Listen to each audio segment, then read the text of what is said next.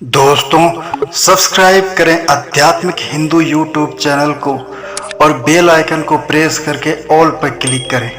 आज हम आपको सुनाने जा रहे हैं एक पौराणिक कहानी। किस कारण कौरवों को स्वर्ग और पांडवों को नरक जाना पड़ा, तो चलिए जानते हैं। स्वर्ग और नरक कर्म पर निर्भर करते हैं।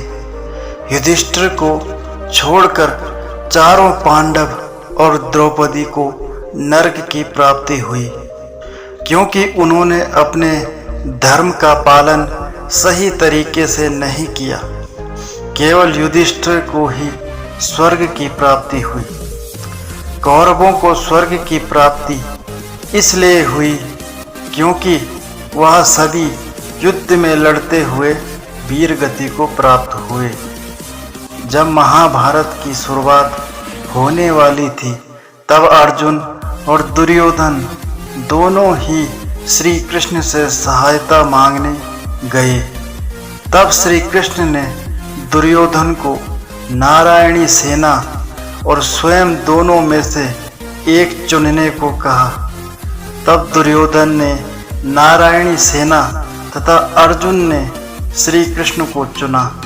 श्री कृष्ण की एक शर्त थी कि वह युद्ध में हथियार नहीं उठाएंगे तथा अर्जुन के सारथी बनकर अर्जुन का मार्गदर्शन करेंगे। महाभारत के युद्ध समाप्त होने के बाद धर्म स्थापना हुई। पांडवों ने 36 साल तक कार्यभार संभाला। इसके पश्चात परीक्षित, जो अभिमन्यु के पुत्र थे, इनको राजपाट संभालकर स्वर्ग की खोज में वानप्रस्थ जाने का निर्णय किया। पांडव मेरु पर्वत पर चले गए, जिससे स्वर्ग की सीढ़ी भी कहा जाता था।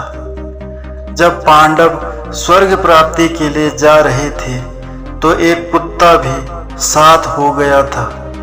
5 पांडव, द्रौपदी और कुत्ते को मिलाकर 7 जने हो गए थे। सर्वप्रथम द्रौपदी पर्वत से नीचे गिर गई और मृत्यु को प्राप्त हुई। पांडवों को कुछ समझ नहीं आ रहा था कि द्रौपदी नीचे क्यों गिरी। इसको तो हमारे साथ स्वर्ग में जाना था।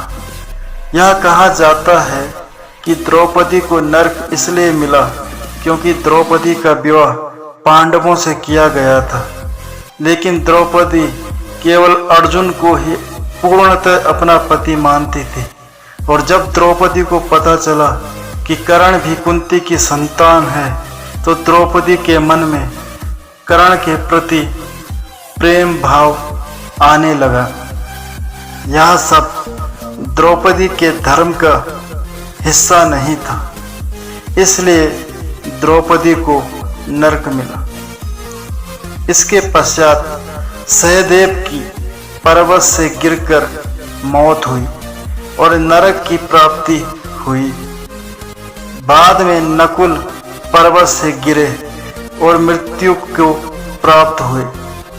नकुल को नरक इसलिए मिला क्योंकि नकुल सबसे सुंदर थे और वह अपने चरित्र के अहंकार में रहते थे। भीम को नरक की प्राप्ति इसलिए हुई क्योंकि वह खाना खाने के सबसे ज़्यादा लोभी थे और वह दूसरों की कमजोरियों का आनंद लेते थे। अर्जुन खुद को दुनिया का सबसे तेज तीरंदाज मानते थे। वह अपने से ऊपर किसी तीरंदाज को नहीं देखना चाहते थे। युधिष्ठिर जब स्वर्ग की सीढ़ी तक पहुंचे, तो इंद्र अपने रथ से युधिष्ठिर को लेने आए।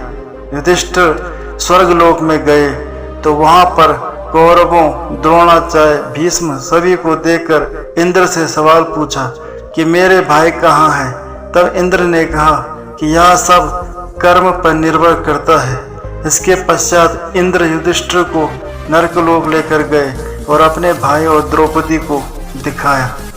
जब युधिष्ठिर ने इंद्र से पूछा कि कौरवों को नरक क्यों नहीं मिला, तब इंद्र ने कहा कि कौरव युद्ध में लड़ते हुए वीर गति को प्राप्त हुए हैं।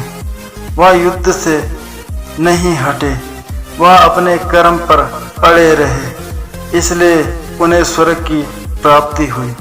तो दोस्तों, ये थी आज की कहानी। उम्मीद करता हूँ आपको कहानी पसंद आई होगी। अगर आपको कहानी पसंद आई है तो चैनल को सब्सक्राइब करें, बेल आइकन को प्रेस करके ऑल पर क्लिक करें, वीडियो को लाइक तथा शेयर करें और हमें सपोर्ट करें। धन्यवाद दोस्तों।